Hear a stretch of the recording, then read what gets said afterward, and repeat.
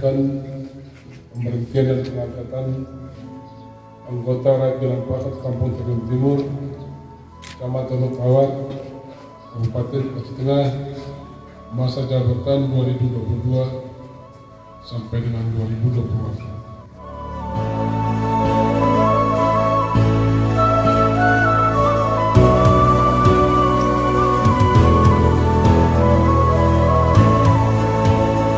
Selamat saudara anggota rakyat Dewan Pakat Kabupaten Timur, Kecamatan Tawar, Kabupaten Aceh Tengah, periode 2022-2028 sehingga nanti terlalu seluruh di sini. Kita sebaliknya kita khusus saudara anggota rakyat Dewan Pakat Kabupaten Timur, Kecamatan Tawar, Kabupaten Aceh Tengah, periode 2016-2022. Sebelumnya kami menyampaikan berizin.